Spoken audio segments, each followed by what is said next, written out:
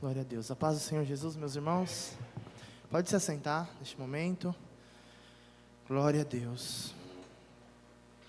Quantos aqui de nós queremos ser usados poderosamente nas mãos do Senhor Jesus? Diga amém. Amém. Glória a Deus. Para isso, para nós sermos usados poderosamente nas mãos do Senhor, nós precisamos vencer o medo. Concorda comigo? E eu gostaria de falar sobre isso nessa noite, falar sobre medo e como desenvolver um coração corajoso na presença do Senhor. Nós iremos fazer uma leitura em 2 Timóteo, capítulo 1, versículos 5 ao 7. Enquanto você abre comigo, 2 Timóteo, capítulo 1, versículos 5 ao 7, aproveitando que nós vamos falar sobre medo, acho que o medo é uma coisa que nos persegue desde que nós somos crianças, não é verdade? Quando nós somos crianças, a gente tem medo do bicho-papão, medo da mula sem cabeça e por aí vai. Eu vou compartilhar com os irmãos, antes de nós entrarmos aqui, 2 medos meus de infância. Na verdade, medos meus e do meu irmão. Eu e meu irmão, a gente compartilhava até os medos, a gente tinha medo junto. De 2 coisas muito específicas. A primeira era de lobisomem e a outra era de boneca. A gente tinha muito medo de boneca, porque um dia passou um filme de boneca na televisão, a boneca assassina, e a gente tinha muito medo de 2 bonecas que minha mãe tinha de quando ela era criança, estava lá guardada no guarda-roupa dela, a gente não entrava por nada naquele quarto sozinho. E assim, estou compartilhando isso com os irmãos, porque a gente cresceu também na casa dos meus avós. E o meu avô, ele sempre foi uma pessoa muito engraçada, bem humorada, né? E ele tinha um jeito bem diferente, assim, de nos fazer lidar com esses medos. Primeiro, pro medo do lobisomem, na verdade, o medo do lobisomem foi ele que plantou na gente. Ele ficava contando a história do lobisomem pra gente. E aí, às vezes, a gente ficava na rua brincando um pouco até mais tarde. E a casa da minha avó, ela tem um quintal bem grande, assim, e uma subidinha, assim, que chega na casa. E aí, às vezes, a gente ficava um pouquinho mais tarde, meu irmão brincando na rua, jogando bola, correndo e tal. E aí, o meu avô, a gente conhecia que era a hora de voltar quando o meu avô assoviava. Ele fazia aquele assobio, assim, a gente já sabia. A gente voltava correndo para casa. E aí, ele apagava a luz do quintal, apagava a luz da casa toda, e ficava lá de cima, ele fazia... imitava o lobisomem. E aí, meu irmão se agarrava no outro, assim, e ele ficava imitando o lobisomem, e a gente, para subir, assim, era um medo que só. E o da boneca, ele também sabia que a gente tinha medo de boneca, ele, às vezes, colocava a boneca em alguns lugares da casa, assim, para a gente se assustar. Uma vez, eu lembro, na Páscoa, que ele comprou uns chocolates para a gente, e aí ele colocou dentro do quarto, apagou a luz e colocou em cima das bonecas o chocolate. Vamos lá, pode pegar o ovo da Páscoa de vocês, pode ir lá buscar. Aí vai nós 2 lá assim, e não pode acender a luz. E ia, enfim. Eu estou contando essas histórias porque o meu avô, com certeza, do jeito dele, né, num jeito um pouco diferente, um pouco peculiar, ele estava tentando fazer a gente vencer os nossos medos. Ele estava nos fazendo enfrentar os nossos medos. E nisso eu vi uma semelhança com o Senhor nosso Deus. Por quê? Porque nós servimos um Deus que Ele é contra o medo também. Nós servimos um Deus que nos faz enfrentar os nossos medos. Um Deus que não se agrada que seus filhos, que nós, os seus servos, tenhamos medo. São inúmeras as expressões na palavra do Senhor, são inúmeras as ocorrências do Senhor falando não temas para os seus servos. Muitas vezes a gente vai encontrar palavras específicas. O Senhor disse isso para Abraão, quando o chamou. O Senhor disse isso para Agar, quando Agar estava sozinha no deserto com Ismael. Ele fala, não temas. O Senhor disse isso a Jacó, disse isso aos israelitas, antes deles entrarem na terra prometida. O Senhor disse a Josué, disse a Jeremias, disse a Daniel, disse a José, pai de Jesus. O Senhor disse também a Maria, não temas. O Senhor disse a Paulo. E o Senhor também, todos os dias, Ele nos convida a não temer, a não ter medo das situações da vida. E especificamente, eu quero falar de nós não termos medo de servirmos ao Senhor, de nós não termos medo de fazer aquilo que o Senhor tem colocado na minha e na sua mão, de nós enfrentarmos com ousadia a obra do Senhor, porque é isso que o Senhor espera de nós. Todos esses que nós estamos aqui, Abraão, Daniel, Josué, José, Maria, todos esses eram pessoas que possuíam uma fé sincera, uma fé verdadeira, uma fé não fingida. E aí por isso que eu te peço, para nós lermos agora, 2 Timóteo 1, versículos 5 ao 7, essa mensagem que Paulo dá ao jovem pastor Timóteo. Ele fala: trazendo à memória a fé não fingida que em ti há, a qual habitou primeiro em tua avó Lóide e em tua mãe Eunice. E estou certo de que também habita em ti. Por este motivo, te lembro que despertes o dom de Deus que existe em ti pela imposição das minhas mãos. Porque Deus não nos deu um espírito de temor, ou Deus não nos deu um espírito de medo, mas de fortaleza, amor e moderação. Amém? Nessa passagem, 3 coisas me chamam a atenção. A primeira, Timóteo possuía uma fé sincera. Timóteo era alguém que possuía uma fé não fingida, era um jovem devoto, um jovem temente ao Senhor, alguém que obedecia a Deus e amava a Deus. A segunda coisa que eu vejo interessante nessa passagem é que Timóteo, e que nós também precisamos avivar o dom que Deus colocou sobre nós, neste caso o dom ministerial, né? Que em algum momento nós recebemos do Senhor. O apóstolo Paulo, ele instrui a Timóteo, ele clama a Timóteo que avive o dom na vida dele. E nós também precisamos avivar esse dom em nossas vidas, trazer vida ao dom ministerial que o Senhor colocou em nós. E terceiro, por quê? Por que essas duas coisas? Porque em algum momento, pode ser que o medo tome conta de nós. Por isso que é necessário que nós tenhamos uma fé sincera. E segundo, que nós avivemos o dom. Porque o apóstolo Paulo, ele diz aqui, né? Porque Deus não nos deu um espírito de temor. Ele está falando para o jovem Timóteo, que por algum motivo, poderia durante a caminhada ministerial, durante a sua vida com Deus, poderia em algum momento ter um período de medo, um período de covardia. Então perceba que é possível que alguém, que assim como Timóteo, e assim como eu e você, possui uma fé verdadeira, uma fé não fingida, alguém que recebeu um dom da parte do Senhor, recebeu um propósito, recebeu um chamado. Talvez essa pessoa, mesmo que tenha uma fé verdadeira, mesmo que possua um chamado, um dom de Deus, pode ser que em algum momento seja consumido pelo medo, pelo temor, pela timidez, pela covardia, qualquer outro sinônimo que você encontrar. E agora eu gostaria de falar sobre as consequências que o medo pode trazer para a nossa vida. As consequências que o medo pode trazer na nossa vida espiritual e, por que não dizer também, na nossa vida ministerial, na nossa vida de serviço ao Senhor. Porque o crente, nós moralmente somos chamados para a santidade. E dinamicamente nós somos chamados para o serviço. Existem 2 coisas que nós somos chamados: a santidade e o serviço. Então também pode ser que em algum momento o medo, ele faça algumas coisas. E eu separei pelo menos 3 coisas, 3 consequências que o medo pode fazer na minha e na sua vida. E também separei 3 passos de como desenvolver um coração corajoso. Já que se eu identificar nessa noite alguma dessas 3 coisas que o medo pode causar na minha vida, eu também tenho, através das Escrituras, à luz da Palavra de Deus, 3 passos pelo menos, para eu desenvolver um coração corajoso, desenvolver um coração com ousadia para servir ao Senhor. Amém? Primeira coisa que o medo pode fazer na minha e na sua vida: o medo nos paralisa. O pensamento que vem na nossa mente muitas vezes é melhor não fazer do que fazer e fracassar. É melhor, eu sei que vai dar errado, então é melhor eu nem me envolver, porque eu sei que eu não vou conseguir fazer. E muitas vezes esse o pensamento que vem. Isso é por conta do medo, o medo de fracassar aos olhos humanos.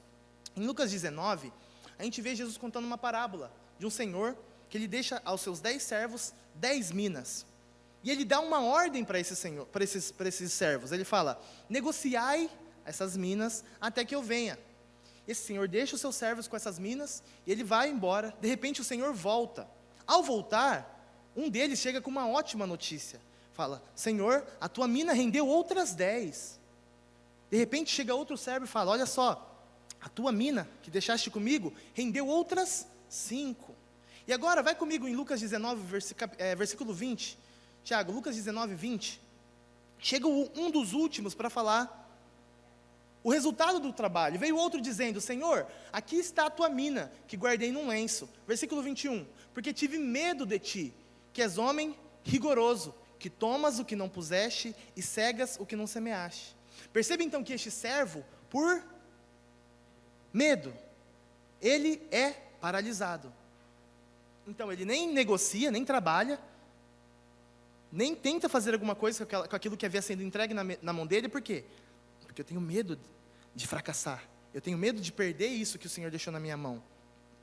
O medo quer nos levar para esse lugar, desculpa a expressão, de mediocridade, de estar estagnado, sem que nós possamos avançar espiritualmente, onde nós nos contentamos com pouco, onde nós nos contentamos com o que já tivemos ou com o que já vivemos.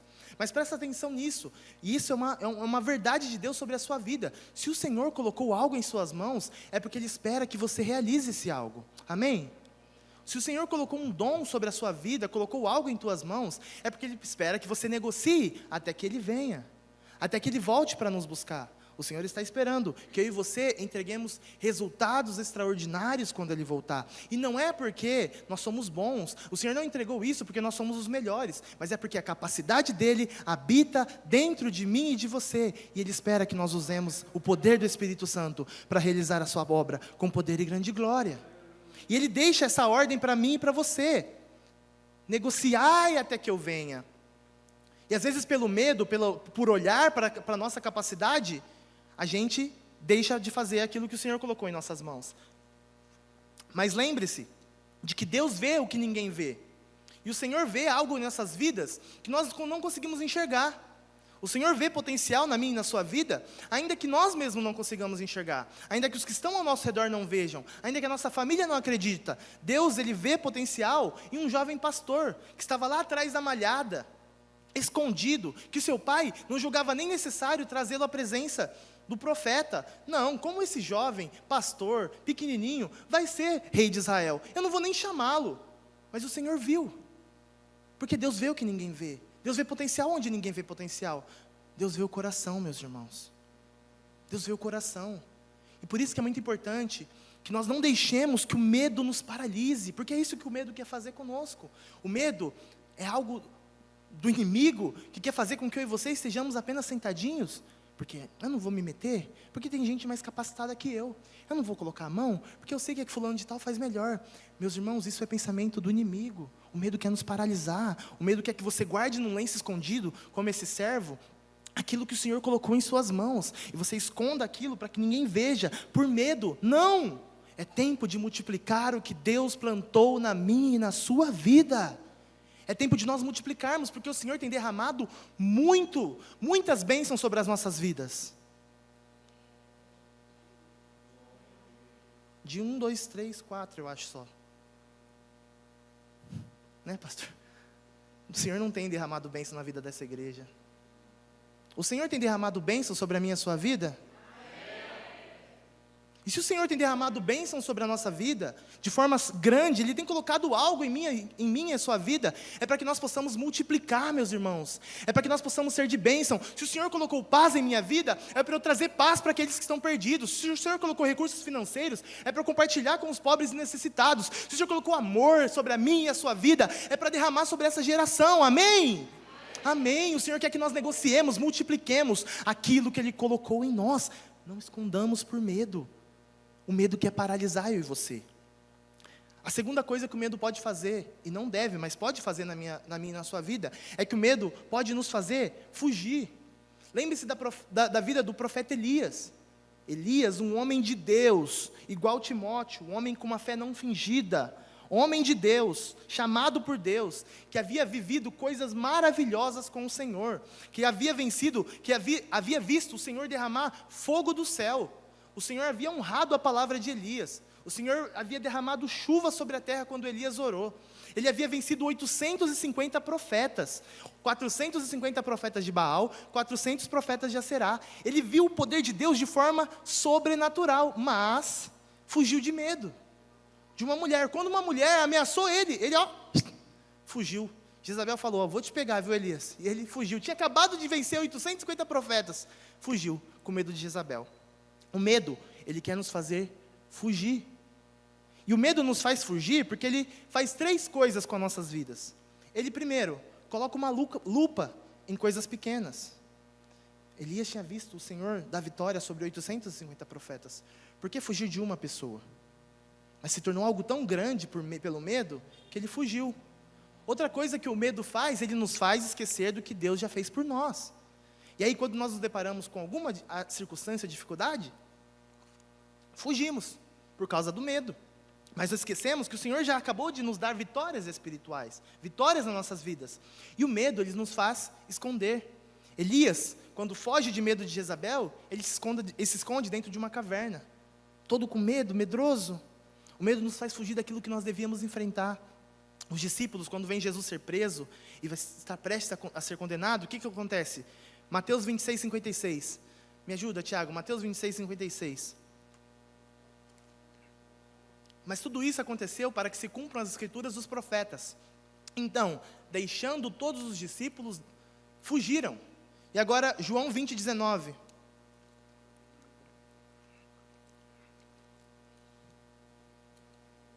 Chegada, pois, a tarde daquele dia, o primeiro da semana, cerradas as portas de onde os discípulos, com medo dos judeus, se tinham ajuntado. Chegou Jesus e pôs-se no meio e disse-lhes: paz seja convosco. Percebe então que os discípulos haviam caminhado com Jesus, conheciam a Jesus, sabiam do que Jesus era capaz de fazer, sabiam o poder que Jesus tem, e ainda assim fugiram com medo dos judeus. Então perceba que o medo pode nos fazer, além de nos paralisar, além de nos impedir de realizar aquilo que o Senhor quer que nós realizemos, o medo também pode nos fazer fugir. Mas que em nome de Jesus, o medo, não deixemos o medo nos fazer nos fazer fugir e muito menos nos paralisar de fazer aquilo que o Senhor tem para nós. E terceiro, o medo pode nos fazer negar quem nós somos. O medo pode nos fazer perder a nossa identidade. Tem uma história muito engraçada de quando nós fazemos normalmente alguns acampamentos com o Castelo do Rei. Um deles é antes de entrar na escola ministerial. E ali nesse acampamento, nós fazemos uma dinâmica. Nós fazemos uma dinâmica da igreja perseguida. E aí nós falamos para os aspirantes alunos que eles estão num país perseguido, e que ali há muita perseguição, e que eles devem entrar e evangelizar as pessoas. E no meio nós colocamos guardas, policiais, enfim, fazemos toda uma ensinação, uma história. Em uma dessas dinâmicas, eu era um dos guardas, eu estava lá, chegava para as pessoas e falava: qual é o seu nome? Você é cristão? Essas coisas assim, né? E aí um dos alunos, uma vez, ele estava com a blusa de frio assim, escondido e tal. Aí eu peguei, comecei a revistar e tal, comecei a apertar ele. Você é cristão? Não, não. Você não é cristão então? Não, não. Você segue a Jesus? Ele, não. Aí eu lembrei que ele estava com a camisa azul do Castelo, que atrás está Romanos 1,16. Porque não me envergonhe do Evangelho. Na hora eu tirei, eu olhei assim, eu lembrei o versículo que estava na camiseta. Eu tirei a blusa dele, eu joguei na parede. Eu falei: então você não se envergonha do Evangelho e acabou de dizer que não é um cristão? Então perceba que o medo, né, numa dinâmica, hein? Imagina o que ele não faria no país perseguido. Mas na dinâmica ele já... Mas brincadeiras à parte, perceba que o medo, ele faz a gente esquecer de quem nós somos, às vezes. Nos faz esquecer da nossa identidade. É por isso que Paulo alerta Timóteo. Ele fala: Timóteo, eu lembro da fé não fingida que há em você, e oro para que você tenha um espírito de ousadia, não de temor. A Bíblia diz que quando Jesus foi preso, né, Pedro começou a seguir Jesus. Seguia de longe, mas seguia. E foi seguindo de longe, foi seguindo, até chegar no pátio do sumo sacerdote, para ver o que aconteceria com Jesus. Pedro estava não se aguentando para ver o que aconteceria com Jesus. E ele chega no pátio do sumo sacerdote. De repente, alguém diz para ele: você é um dos que estavam com Jesus, rapaz. Ele fala: Aí outro fala: esse eu já vi com Jesus de Nazaré. Ele fala: não. E outros até falam: você é um deles, eu percebo pelo sotaque, o jeito que você está falando. E nas 3 vezes, pelo medo, Pedro nega quem ele era. Por medo, Pedro era sim um dos que estavam com Jesus, era sim um dos que caminhavam com Jesus. E mais do que isso, Pedro era um amigo íntimo de Jesus. A gente vê muitas passagens em que só estava Pedro, Tiago e João. Pedro era um dos que caminhavam mais perto de Jesus. Então perceba que pelo medo, ele se esquece, por um momento de medo, ele se esquece de tudo isso. Se esquece que ele estava assim com Jesus de Nazaré, que sim ele falava como Jesus de Nazaré, que sim ele caminhou com ele. Ele esquece de tudo isso pelo medo. Então não deixemos que o medo nos faça nos esquecer de quem nós somos. E quem nós somos, meus irmãos, a Bíblia nos dá muitos adjetivos de quem eu e você somos. Filhos de Deus, filhos do Senhor, nós somos geração eleita, sacerdócio real, povo adquirido. Não nos esquecemos pelo medo de tudo isso que nós somos.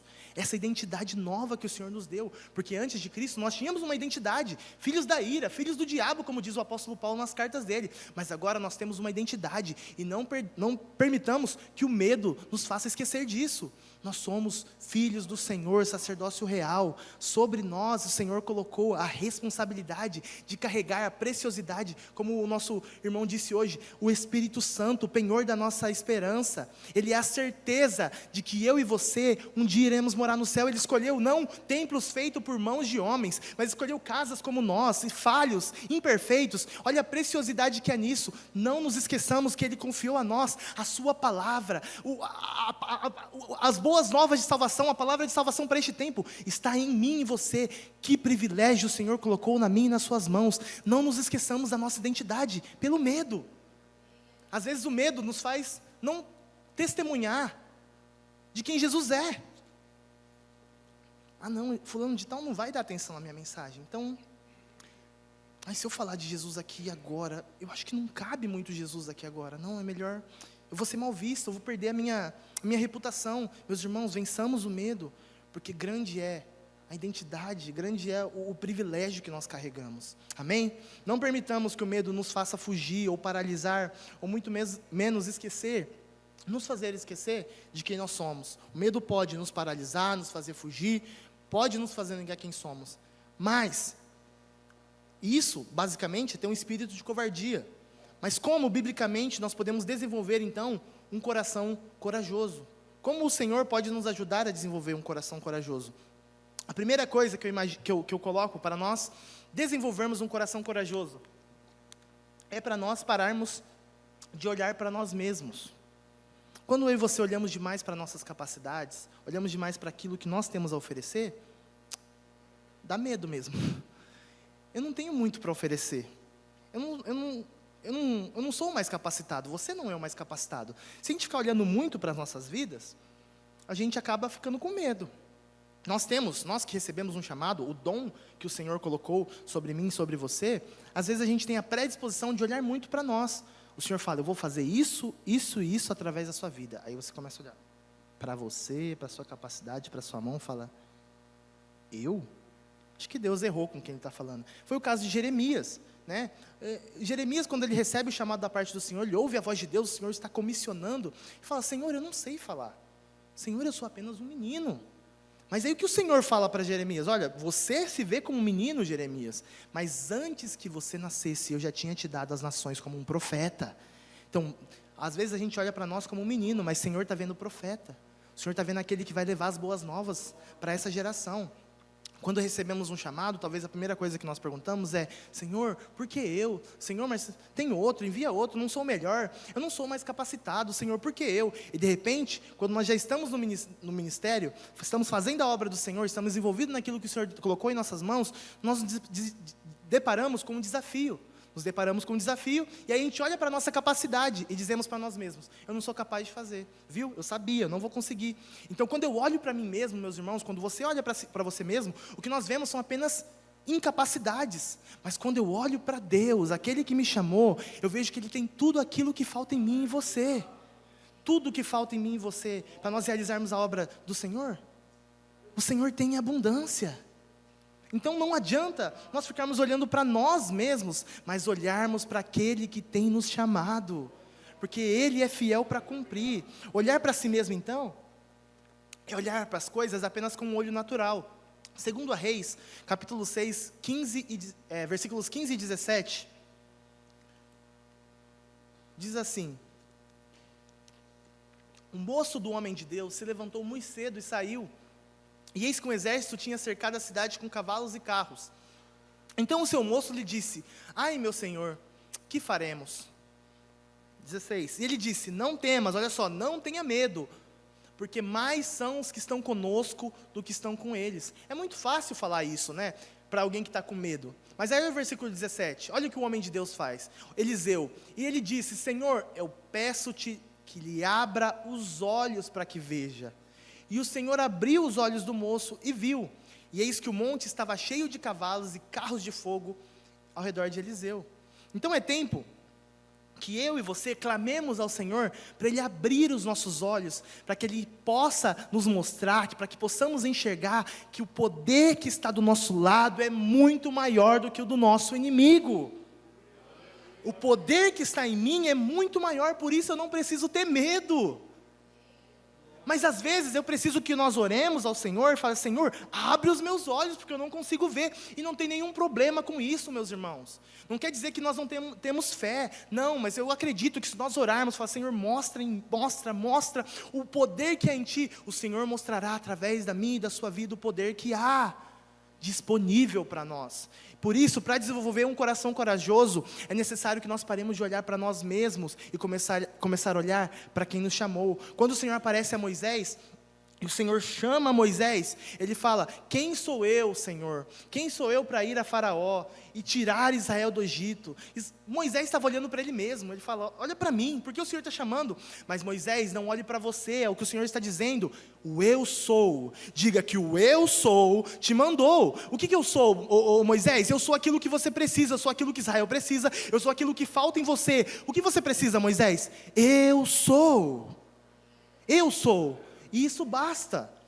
Então deixemos de olhar para nós mesmos e olhemos para aquele que é. Salmo 34, versos 4 e 5 fala: busquei ao Senhor e Ele me respondeu.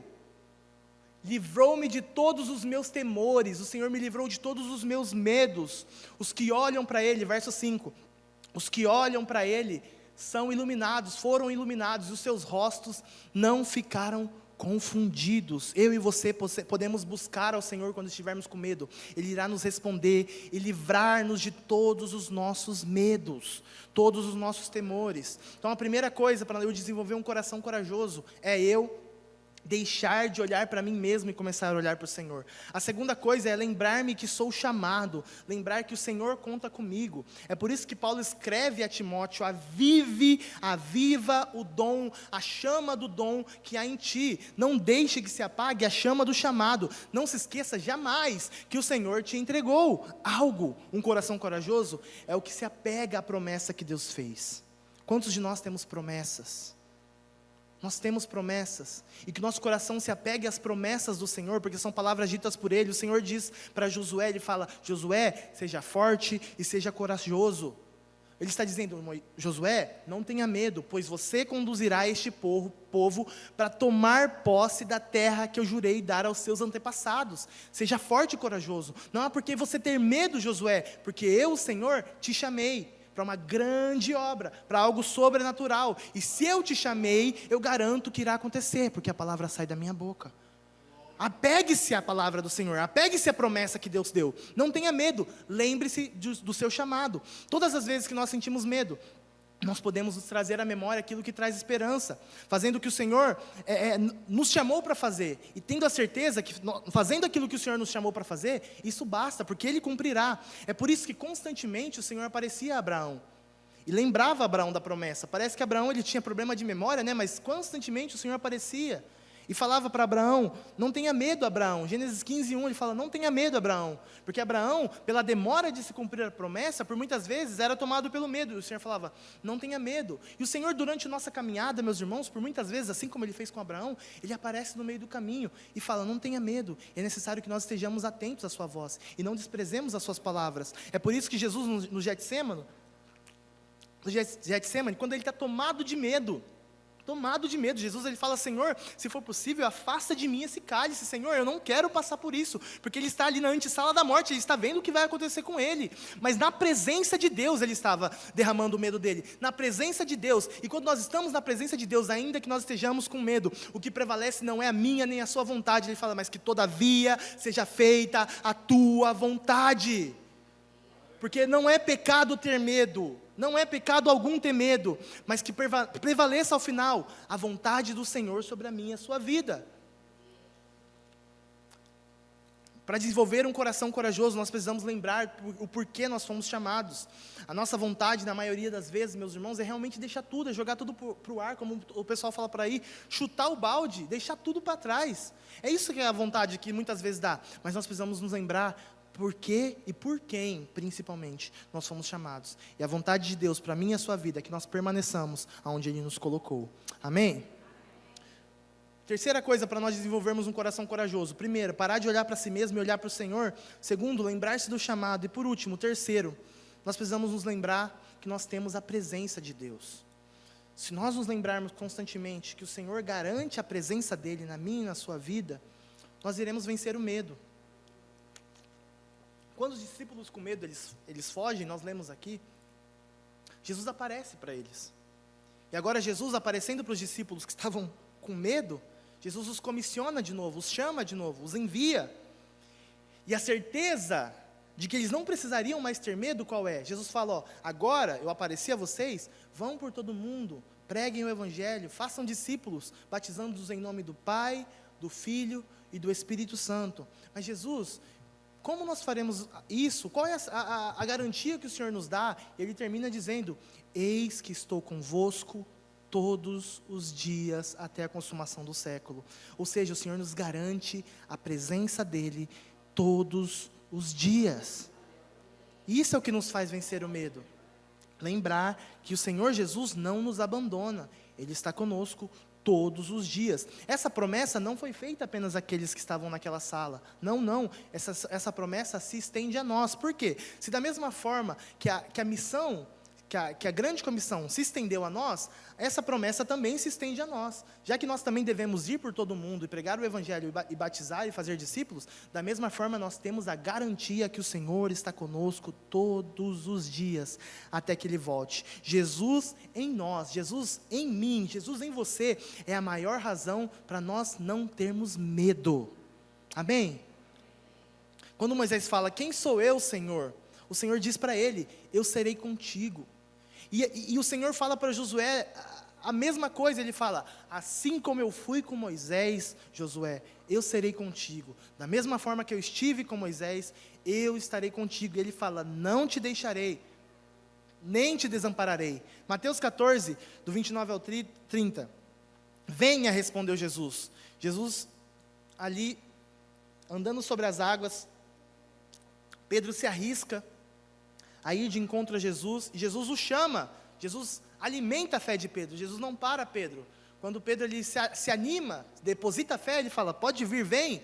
E Pedro descendo do barco andou sobre as águas para ir ter com Jesus. Versículo 30. Mas sentindo o vento, quando ele reparou no vento forte, nas ondas, ele começou a ir a fundo e clamou dizendo, Senhor, salva-me. Então perceba que quando nós estamos sob pressão, a gente acaba desviando o nosso olhar. Pedro andou sobre as águas, olhando para Jesus. Enquanto estava olhando para Jesus, ele caminhou sobre as águas, mas ele reparou no vento forte, reparou nas águas, e aí ele acabou afundando.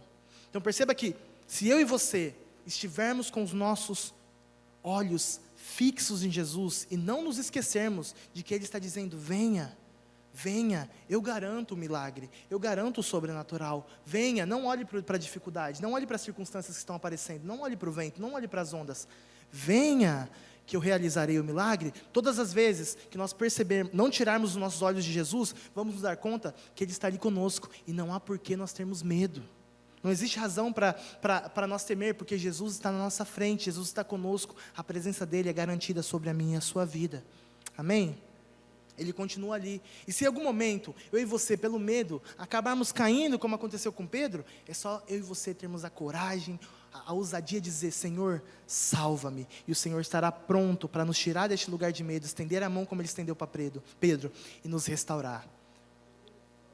Isaías 41:10, não tenha medo, diz o Senhor, pois eu estou contigo, eu estou com você, não desanime, pois eu sou o seu Deus, eu o fortalecerei, eu te ajudarei, e eu te sustento com a destra da minha justiça, assim como a destra da justiça salvou Pedro, a destra de justiça também salva eu e você, quando nós estamos com medo. Como nós reagimos então, meus irmãos, para terminarmos, como nós reagimos quando estamos com medo? Quando eu e você sentimos medo, porque não existe aqui nessa sala, nessa igreja hoje, super-heróis. Todos nós, em algum momento da nossa semana, do nosso dia, do nosso ano, sentimos medo. Eu e você sentimos medo. Qual é a nossa reação quando nós sentimos medo? 2 Crônicas 20, no versículo 3, o rei Josafá, ele ficou amedrontado com uma notícia. 2 Crônicas 20, versículo 3. Então Josafá o quê? Temeu. Ele recebeu uma má notícia, recebeu algo que o impactou e ele teve medo. E aí, qual é a nossa reação quando nós sentimos medo? A reação de Josafá é que ele se colocou a buscar o Senhor e apregoou um jejum em todo Judá. Nos momentos de medo, eu e você temos a presença de Deus para correr. Lembrando, não é errado ou pecado ter medo. Todos nós vamos sentir medo. Mas existe um lugar em que os nossos medos são vencidos. E não é na minha autoconfiança, não é na minha capacidade. É quando nos colocamos a buscar ao Senhor. Nos decidimos a buscar a presença de Deus. E Ele é poderoso para nos fazer vencer todos os nossos medos. Lamentações 3:57, o profeta Jeremias, ele diz: sim, tu vieste quando clamei e disseste, não tenha medo. Da mesma forma que ele foi a Jeremias quando ele clamou, o Senhor vai até nós também todas as vezes e nos assegura, não tenha medo, eu estou contigo. No momento em que eu e você sentimos medo, o Senhor virá até nós, se nós o clamarmos. Isso é um fato. Salmo 56:3, para já nós encerrarmos. O salmista diz, no dia em que eu temer, hei de confiar em ti. Olha o salmista, ele já está planejando o dia que ele vai ter medo. Ele fala, vai ter um dia que eu vou sentir medo, não sei qual é esse dia. Mas no dia que isso acontecer, ele já está contando com medo. Ele não fala se acontecer, não, ele fala no dia que acontecer. No dia que eu tiver medo. Ele já está afirmando para si mesmo. E afirmando para o Senhor, no dia que eu sentir medo, eu irei confiar em ti. Eu não irei me desesperar. Eu vou sentir medo. Mas em algum momento, neste momento que eu sentir medo, eu vou confiar no Senhor. Então perceba que o medo, ao invés de paralisar o salmista, ao invés de fazer fugir, ou ao invés de fazer negar quem ele era, o medo gera no salmista confiança. E é isso que somente o nosso Deus pode fazer. Somente o nosso Deus transforma água em vinho. Somente o nosso Deus transforma noite em dia. Somente o nosso Deus transforma medo em confiança. No dia que eu temer, eu confiarei em ti.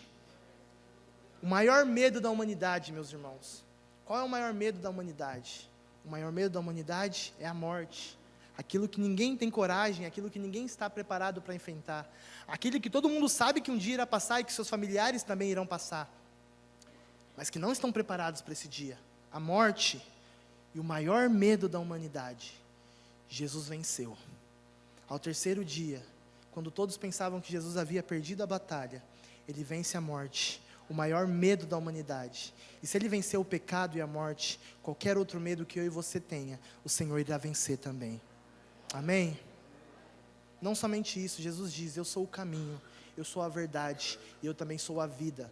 Para o maior medo da sociedade, para o maior medo da humanidade, eu sou a solução, Jesus está dizendo, eu sou a vida.